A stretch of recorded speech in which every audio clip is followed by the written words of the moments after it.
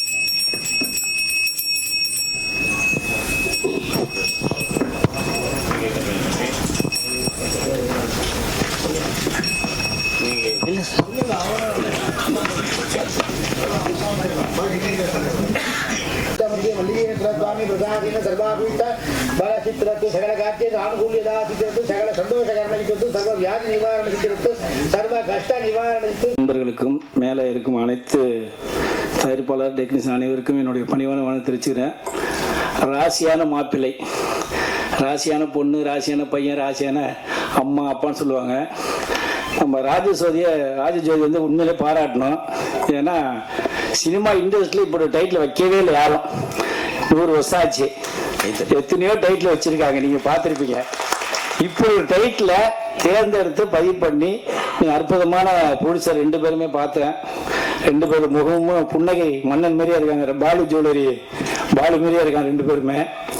ஏன்னா படம்னா இப்படிதான் இருக்கணும் பாருங்க. நம்ம ஒரு யாரு கேட்டாலுமே என்ன படம், ஏதோ ராசியான மாப்பிள்ளை சொல்ற மாதிரி ஒரு எல்லாரும் வாயில வர மாதிரி இருக்கு. அதனால இந்த படம் வேர்ல்டு ஃபுல்லா போய் போகணும். ஏன்னு கேட்டீங்கன்னா எந்த ஒரு தொழில் பண்ணாலுமே அவர் ராசியான ஆளியா, ஒரு ராசியான பையன் அப்படின்னு சொல்லுவாங்க. ஒரு ராசியான மாப்பிள்ளைன்னு முத திரை உலகத்துல எல்லாம் வேர்ல்டு ஃபுல்லாவே இந்த ஒரு தமிழ் டைட்டில் வச்சிருந்தது எங்க சங்கத்துக்கும் பெருமை, என்னுடைய டைரக்டர், எங்களுடைய தயாரிப்பாளர் வந்திருக்க அத்தனை பேருமே பெருமைன்னு சொல்லி இந்த படம் மிகப்பெரிய வெற்றியா இருக்கு. காரணம்னா இந்த படம் ஜெயிச்சுச்சுன்னா மிகப்பெரிய அர்த்தம். இதே மாதிரி தமிழ் எல்லாம் டைட்டில் வைப்பாங்க. எப்படின்னா தமிழ் தான் இன்னைக்கு உலகம் முழுக்க. இன்னைக்கு பெருந்தமல்ல கூட குடியரசுத் தலைவர், துணைத் தலைவர் ராதாகிருஷ்ணன் கூட தமிழ்ல தான் முதல்ல உரையாற்றினார். அதனால சினிமாவை பொறுத்த வரைக்கும் நம்பினால் யாரும் கெடுத்ததே கிடையாது. இந்த ராசியான மாப்பிள்ளை அற்புதமான பிடிச்சதை சப்போர்ட் பண்ணி இந்த படத்தை கொண்டு வந்து சொல்லி வந்திருக்க அனைவருக்கும் என்னோட பணமான நன்றி தெரிவிக்கிறேன். நன்றி, வணக்கம். நன்றி சார். அடுத்ததாக பிரபல ஒளிபதி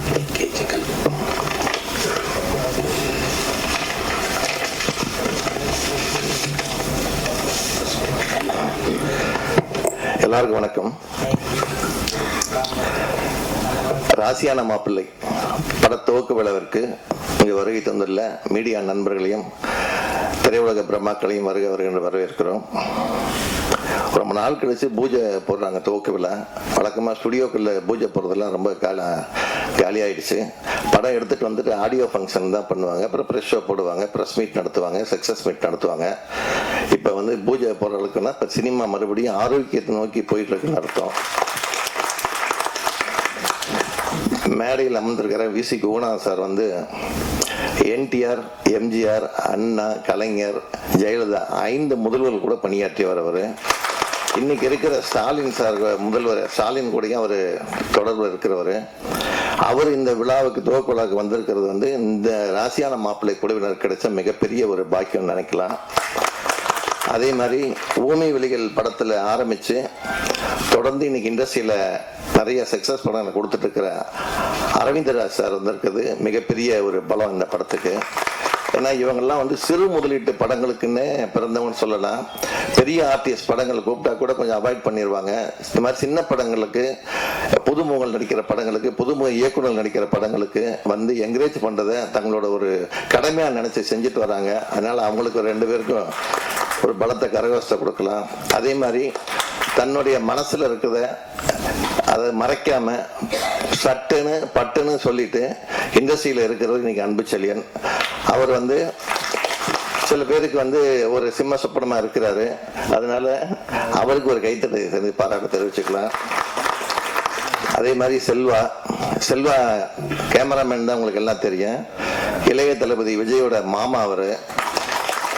எஸ்.ஏ. சந்திரசோட உறவினர். அதான் அந்த ஃபுல்லா இருக்கிறவர். ஆனா அந்த எந்த வித பந்தாவும் இல்லாம இண்டஸ்ட்ரிக்காண்டி ஒரு நல்ல திங்கிங்ல இருக்கிற ஒரு கேமராமேன் செல்வா. ஸோ இந்த மாதிரி குறிப்பிட்டு சொல்லக்கூடிய ஒரு 4-5 பேர் வந்தாலும் சிறப்பான ஆட்கள் அழைத்த வெங்கட் அவர்களுக்கு முதல்ல நன்றி தெரிவிச்சுக்கலாம். பிஆர் வெங்கட்டுக்கு. இந்த வெங்கட்டை வந்து 25 வருஷத்துக்கு முன்னாடி சினிமாவை வந்து காட்டினது இந்த படத்தோட இயக்குனர் ராஜஜோதின்னு கேள்விப்பட்டேன். ஏன்னா அது வரைக்கும் அவர் சினிமா படிச்சுட்டு வந்தவருக்கு சினிமா தெரியாது. சினிமானா எப்படி இருக்குன்னு சொல்லி கூப்பிட்டு வந்து காட்டி ரேடியோ ஸ்டேஷன்ல இருந்து சினிமாலாம் காட்டினவர் ராஜஜோதி. அந்த ராஜஜோதி அவர்கள் இன்னைக்கு வரைக்கும் மறக்காம மறுபடியும் படம் எடுக்க வந்த பிறகு அதே பிஆர் வெங்கட்டை கூப்பிட்டு பண்ணிருக்குது. சினிமால நன்றியும் விசுவாசமும் இன்னும் வந்து சாகலை, மறைக்கலை, மறுக்கப்படலைங்கிறதுக்கு ஒரு உதாரணம் அது. அதே மாதிரி தயாரிப்பாளருக்கு வந்து நம்ம வந்து ஒரு மிகப்பெரிய கைத்தட்டு தெரிவிக்கணும். ஏன்னா கண்ணன் சார் அவருக்கு, கண்ணன் வெங்கடேஷ் 2 பேருக்குமே இன்னைக்கு இருக்கிற சூழ்நிலையில ஆர்டிஸ்டை நம்பி படம் எடுக்காம புதுமுகங்களை நம்பி அது கதையை நம்பி படம் எடுக்க வந்திருக்கிறாருன்னா முதல்ல அவங்களுக்கு தான் நம்ம வந்து நன்றி தெரிவிச்சிருக்கணும். ஏன்னா ஒரு தயாரிப்பாளர் நல்லா இருந்தாருன்னா ஒரு 100 குடும்பம் நல்லா இருக்கும் இண்டஸ்ட்ரியில. இந்த மாதிரி புதுசா வந்து படம் எடுக்க வரவங்களாலதான் இன்னைக்கு சினிமா செழிப்பா இருக்குது, ஆரோக்கியமா இருக்குதுன்னு சொல்லலாம், வேலை வாய்ப்பு இருக்குதுன்னு கூட சொல்லலாம். அதே மாதிரி இந்த மாதிரி படங்கள்ல என்ன சம்பளம் கொடுத்தாலும் நடிச்சு தரேன் அப்படின்னு சொல்லி வர்றவர் தான் முத்துக்காலை. பணத்தை பெருசா நினைக்காம ரன்னிங்ல இருக்கணும்னு நினைக்கிறவரு. அதே மாதிரி ராதிகா மாஸ்டர் அவங்க வந்து பாத்தீங்கன்னா இந்த மாதிரி படங்களுக்கு வந்து பட்ஜெட்டுக்குள்ள எடுக்கிறதா இருந்தாலும் சரி, நல்ல செலவு பண்ணி எடுக்கிறதா இருந்தாலும் சரி, அதுக்கு தகுந்த மாதிரி எடுத்து எந்த விதத்திலையும் குவாலிட்டி குறையாம பாத்துக்கிறவங்க தான் ராதிகா மாஸ்டர். அவங்களுக்கு வந்து நம்ம நன்றி தெரிவிச்சுக்கலாம். ஏன்னா நான் நிறைய படங்கள்ல அவங்க வந்து ஆடியோ ஃபங்க்ஷன்ல அவங்கள பார்த்துருக்கேன், பழகிருக்கேன். அதே மாதிரி இந்த இப்போ வந்து பேசிட்டு போனாங்கல்ல மான்குட்டி ஹீரோயினி ஹேமலதாவையும் நம்ம பாராட்ட தெரிவிச்சுக்கணும். ஏன்னா இன்னைக்கு நடிகையெல்லாம் அவங்க நடித்த படங்களுக்கே ப்ரொமோஷனுக்கு வர்றதில்லை.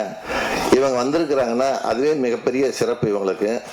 அதுக்காக ஆடியோ ஃபங்க்ஷனுக்கும் ப்ரெஸ் மீட்டுக்கும் ப்ரெஸ் ஷோக்கும் வராமல் இருந்துடாதீங்கம்மா. இந்த படத்தில் நடிச்சுட்டு ஒரு தயாரிப்பாளர் வந்து குடும்பத்தோட வந்து தயாரிப்பாளர், இணை தயாரிப்பாளர், பார்ட்னரா இருக்கட்டும், எல்லாம் ஃபேமிலியா வந்து ஒரு ஃபங்க்ஷன் நடத்தி ஒரு துவக்க விழா வச்சிருக்காங்கன்னா முதல்ல அவங்களோட இல்லத்தரசிகளுக்கு நீங்க வந்து கைத்தட்டி பாராட்டு தெரிவிக்கணும்.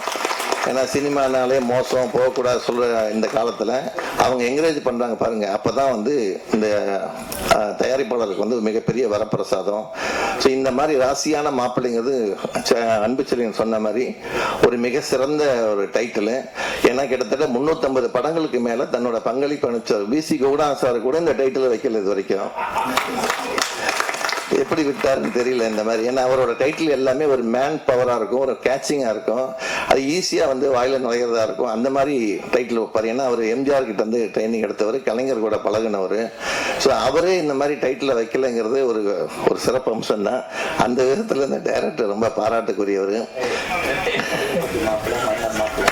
இல்லை ராசியான மாப்பிள்ளை வைக்கல. ஸோ இந்த மாதிரி படங்களுக்கு வந்து சோசியல் மீடியா, அதாவது ஊடகம், பத்திரிகையாளர்கள்லாம் ஆரம்பத்திலேருந்து இந்த படத்துக்கு ஒரு ஹைப்பை கிரியேட் பண்ணிக்கிட்டே இருந்தீங்கன்னா தான் இந்த படம் ரிலீஸ் ஆகும்போது இந்த படங்களுக்கு வந்து மிகப்பெரிய ஒரு எதிர்பார்ப்பு கிடைக்கும். ஸோ நீங்கள் என்ன நினைக்கிறீங்கன்னா, கமர்ஷியல் ஹீரோக்கள் ஒரு 12 பேர் இருக்கிற படத்துக்கு மட்டுமே வந்து பப்ளிசிட்டி பண்ணாதீங்க. ஏன்னா அவங்களுக்கு பப்ளிசிட்டி தேவையில்லை, ஆட்டோமேட்டிக்காக எல்லாம் வந்துடுவாங்க.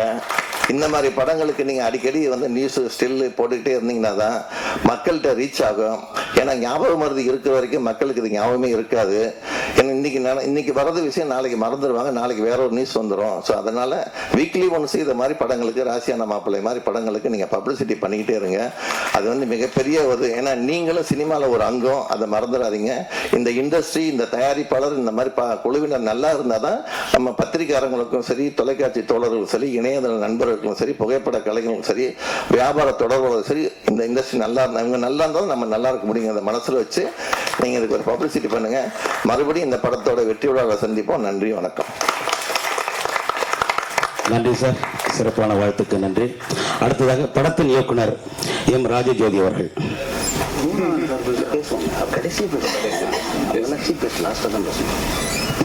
வந்திருக்கும் அனைவருக்கும் எனது பணிவான வணக்கத்தை தெரிவித்துக் கொள்கிறேன். நான் இறைவனை மிகவும் நம்புகிறவன். இறைவனில் தான் என்னை உருவாக்கினான் என்பது நான் நினைத்திருக்கின்ற காலத்தில் அள்ளித்தரும் அண்ணாமலையார் என்ற இறைவனுக்கு ஒரு படத்தை இயக்கி இருக்கிறேன். எனது நண்பர்கள் தான் உறுதுணையாக இருக்கிறார்கள். ஆனால் அந்த ராசியான மாப்பிள்ளையை இந்த டைட்டிலை நினைத்ததும் என்ன நண்பர்கள் இதை செய்யலாம் என்று அவர்கள் சொன்னார்கள். சரி என்று நானே அதை தயாரிக்கலாம் என்ற முடிவெடுத்து இருக்கின்ற பொழுது அன்புக்குரிய நண்பர் வெங்கடேசன் அவர்கள் என் திரைப்படத்தில் நடித்திருக்கிறார். அவருடைய நண்பரை பார்த்து அண்ணன் அவர்கள் ஆர்ஜே பிலிம்ஸ் அண்ணன் கண்ணன் அவர்கள் தயாரிப்பாளர் கூப்பிட்டு பேசும்பொழுது கேஜி கம்பெனியின் தயாரிப்பாளராகிய அண்ணன் கண்ணன் அவர்கள் என்னை கூப்பிட்டு கதை கேட்டார். கதையை நான் அதிகமாக சொல்லவில்லை, ராசியான மாப்பிள்ளை என்று கொஞ்சம் மேலோட்டமாக தான் சொன்னேன். அதில் நிறைய விஷயங்கள் இருக்கிறது அப்படி என்று சொன்னேன். ஆனால் நம்பிக்கை இவ்வளவெல்லாம் அவருக்கு என் மீது வரும் என்று நான் எதிர்பார்க்கவில்லை. எதை வைத்து அவர் என்னை நம்பினார் என்று இறைவனுக்கு மட்டும்தான் தெரியும். ஏனென்றால் ஒவ்வொருவரும் தயாரிப்பாளர் தேடி ஓடிக்கொண்டிருக்கிறார்கள். ஆனால் தயாரிப்பாளர்கள் என்னை வந்து கூப்பிட்டு ஒரு வாய்ப்பு கொடுப்பது என்பது இறைவனுக்கு தான் நன்றி சொல்கிறேன். அண்ணாமலையாருடைய அருள் என்ன ஆச்சரியமாக இருக்கிறது. என்னை வந்து ஏவிஎம் ஸ்டுடியோவில் கேட்கிறார்கள், என்ன தயாரிப்பாளர் உன்னை கூப்பிட்டு ஆச்சரியமாக இருக்கிறது, படத்துக்கு நாங்கள்லாம் அலைகிறோமே என்கிறார்கள். இறைவன் இருக்கிறான் என்பதற்கு இது ஒரு சான்று. அப்படி இருக்கின்ற போது இதை வந்து படம் எடுக்கலாம் என்ற தைரியத்தை எனக்கு வரவழைத்தது எனது அருமை நண்பர் தங்கராஜ் அவர்கள்.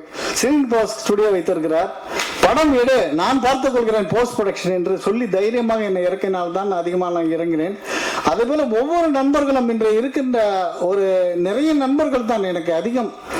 நான் அவர்களுக்கு உதவி செய்வேன், அவர்கள் எனக்கு உதவி செய்வார்கள். அதுபோல இது ராசியான மாப்பிள்ளை ஒரு நல்ல கதை.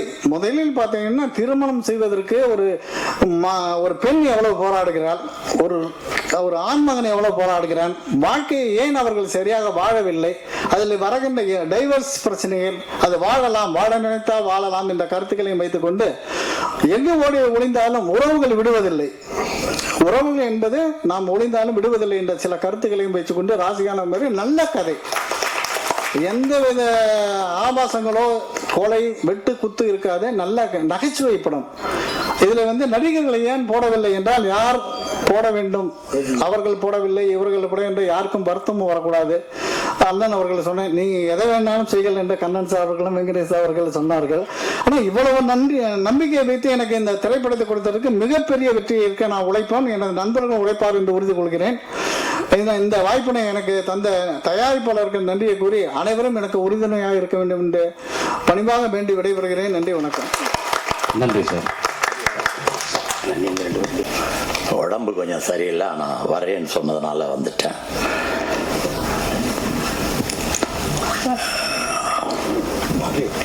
இங்கே டைட்டிலை பற்றி எல்லாரும் பேசுனீங்க. இந்த போர்டை பார்த்துருப்பீங்கன்னு நினைக்கிறேன் எல்லாரும்.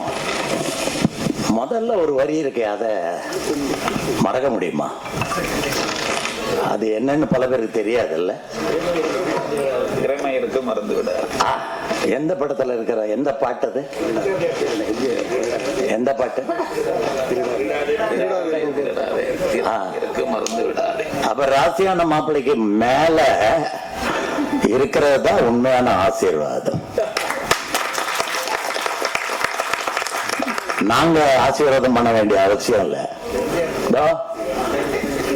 என் இதய தெய்வம், என்னுடைய வாழ்க்கைக்கு காரணமா அத்திவாரமா இருந்த எம்ஜிஆர் அவர்களுடைய பாடல் வரிகள்.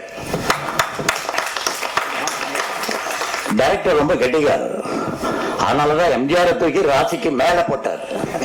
இந்த ராசி எல்லாத்தையும் தாண்டினவர் தான் எம்ஜிஆர். இந்த டைட்டிலை பத்தி சொல்லும் போது எம்ஜிஆர் செய்த ஒரு நிகழ்வை சொல்றேன். முதல் படம் எனக்கு கொடுத்தாரு, அது புதிய பூமி, நான் உங்கள் வீட்டு பிள்ளை. அந்த பாட்டு இருக்கிற படம். அந்த படம் முடிஞ்சதுக்கு அப்புறம் நம்மளை கூப்பிட மாட்டாருன்னு நினைச்சேன். படம் நல்லா ஓடிச்சது. ஏன்னா அதுக்கப்புறம் நான் ரொம்ப பிஸி ஆயிட்டேன். ரொம்ப பிஸின்னா நம்ப மாட்டீங்க, 17 வயசுல நான் எம்ஜிஆருக்கு படம் எழுதினேன். முதல் படம் புதிய பூமி, அடுத்த படம் சிவாஜிக்கு எங்க மாமா, அடுத்த படம் தங்கைக்காக, அடுத்த படம் ரவிச்சந்திரனுக்கு நாளும் தெரிந்தவன்.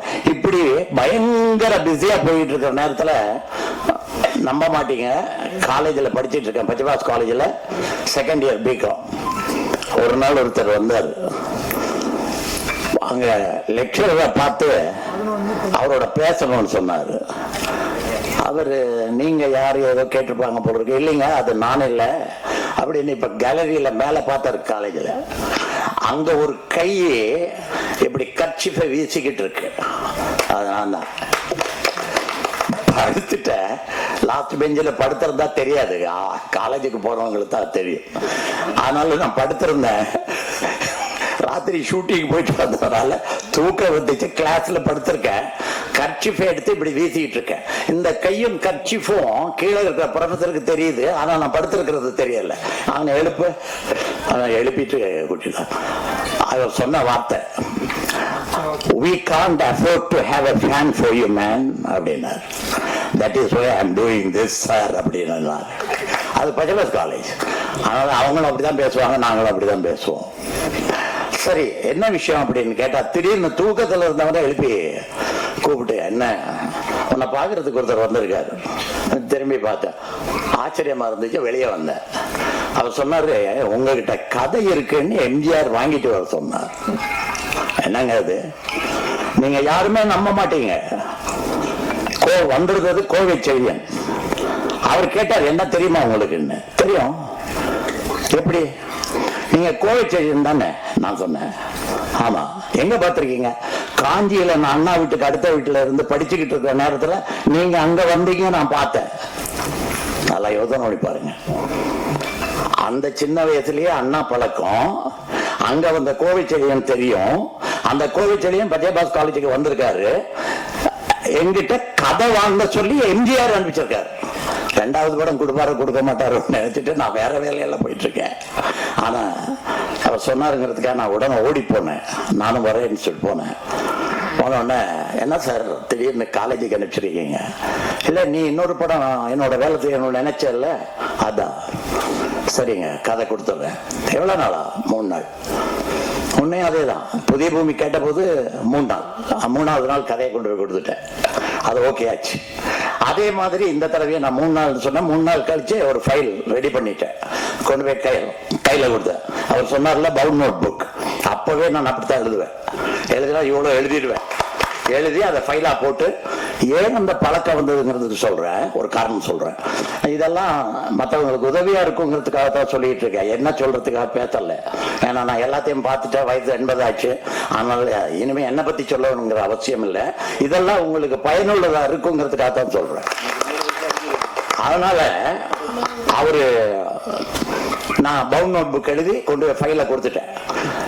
ஃபைலை பார்த்தாரு, பேனா இருக்கா கொடு, ஒன்றும் புரியல எனக்கு. பேனா எடுத்து கொடுத்தேன். நல்ல வேலை இது மாதிரி பேனா அப்போ வச்சிருந்தேன், எடுத்து கொடுத்தேன். உடனே பேனாவை திறந்துட்டு டைட்டில் அடிச்சார். நான் எழுதியிருந்த டைட்டிலை எம்ஜிஆர் தன் கையால் அடித்தார். கதையை படிக்காமலே டைட்டில் அடிச்சா எவ்வளவு கோபம் ஒரு ரைட்டருக்கு, யோசிச்சு பாருங்க. ஆனா நான் கோபப்பட முடியாது, நான் கடவுள் முன்னாடி நிக்கிறேன். என்ன பொறுத்தவரைக்கும் அவர் கடவுள், ஆனால கடவுளுக்கு முன்னாடி நிக்கிறேன். ஆனால் நான் கோபப்படல. ஏன் அடிக்கிறாரு? படிக்கவே இல்லை, அடிக்கிறார். இங்க வா. என்ன டைட்டில்? நான் எழுதியிருந்தது ஏழை அழுத கண்ணீர். இப்படிதான் எழுதியிருந்தேன். ஏன் அப்படி எழுதியிருந்தேன்னா, அவங்க அப்பா ஒரு சைக்கிள் ரிக்ஷா ஓட்டுற தொழிலாளி. அவர் கஷ்டப்பட்டு தன் பையனை டிகிரி படிக்க வச்சிருப்பார். அந்த தொழிலாளியோட இவர் சொல்லும்போது சொல்லுவாரு ஒரு இடத்துல, உங்க நெத்தியில நான் வேர்வையை பார்த்திருக்கேனே தவிர உங்க கண்ணுல ஒரு நாள் கூட கண்ணீரை பார்த்ததில்ல. ஆனா இன்னைக்கு அந்த கண்ணீருக்கு பதில் சொல்ல வேண்டியவங்க பதில் சொல்லித்தான் ஆகணும். முதல் தடவையா உங்க கண்ணுல கண்ணீரை பார்க்கிறேன்னு சொல்லுவார். அப்படி ஒரு சீன் இருக்கு. அதனால நான் ஏழை அழுத கண்ணீர், ஏழை அழுத கண்ணீருக்கு நிச்சயமா பலன் கிடைக்கும், அதுதான் என்னுடைய எண்ணம். ஆனா அவர் சொன்னாரு, இங்க வா, இப்ப ஒரு படம் பார்க்க போறோம்னா டைட்டில் சொல்லணும்ல, இந்த படத்தை பார்க்க போறேன் ஏழை அழுத கண்ணீர்னு சொன்னா அது பாசிட்டிவா இல்ல, டைட்டில் வேற சொல்லிட்டார். ஒரு 2 நிமிஷம் அதில் நான் சொன்ன உடனே குமரி கோட்டம். ஏன் அந்த டைட்டில் சொல்றேன்? கதாநாயகி பேர் குமரி, அதனால குமரி கோட்டம். ஏய் போய் சொல்லாத, இது அண்ணாவோட டைட்டில். யோசிச்சு பாருங்க எத்தனை இடத்துல சிக்கல். 17 வயது 18 வயசுலயே. ஆனா உண்மை அதான். குமரி கோட்டம் வந்து அண்ணா எழுதிய ஒரு கதை, சின்ன சிறு கதை. அதே மாதிரி நான் சொந்த படம் இருக்கும்போது படத்துக்கு பேர் வச்சேன் ராஜபாட் ரங்கத்துறை, அதுவும் அண்ணாவோட கதை. இன்னொரு படம் எழுதுறேன் நீதி தேவன் மயக்கம், நீதி தேவன் மயக்கமும் அண்ணாவோட டைட்டில் தான். இப்படி டைட்டில் திருடிடுவேன். ஏன்னா அவர் என் மேல ரொம்ப பிரியமா இருப்பாரு. என்ன நீ நல்லா வான்னு சொன்னது, எழுதுன்னு சொன்னது அண்ணா தான். நான் நடிக்கணும்னு ஆசையோட தான் வந்தேன். சின்ன வயசுல கொஞ்சம் அழகா இருப்பேன், அதனால அப்படி ஒரு ஆசை. ஆனா எழுதுன்னு சொன்னது அண்ணா தான்.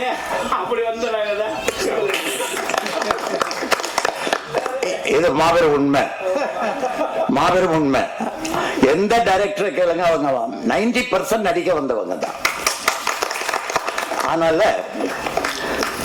அதுக்கப்புறம் இன்னொரு விஷயம், நடிக்கிறதுக்கு நிறைய வாய்ப்பு வந்தது. 2-3 படத்துல நடிச்சேன், மாட்டேன்னுட்டேன். என்ன, எவங்கிட்ட அடி வாங்குறதுக்கு எனக்கு இஷ்டம் இல்லை. எவங்கிட்ட என் கேரக்டர் திட்டினா கூட எனக்கு பிடிக்காது. அப்படி ஒரு உணர்ச்சி வசப்பக்கூடிய ஒரு ஆளு. அதனால திறமை இருக்கு, மறந்து விடாது. இதை யார் சொல்றாரு? இந்த ராசியான மாப்பிள்ளை சொல்றாரு. இந்த ராசியான மாப்பிள்ளைக்கு சொந்தக்காரர் யாரு? டைரக்டர். இந்த டைரக்டர் இதை சொல்றாருன்னு சொன்னா அவருக்குள்ள ஆழமா எல்லாமே பதிஞ்சிருக்கு, எல்லாத்துக்கும் அவர் தயாரா இருக்காருன்னு அர்த்தம். தயவு செய்து ஒரே ஒரு வரி சொல்லி நான் முடித்துக் கொள்ள விரும்புகிறேன். பட உலகம் டைரக்டர்களின் கையில் இருந்தால் படங்களின் வெற்றி நிச்சயம்.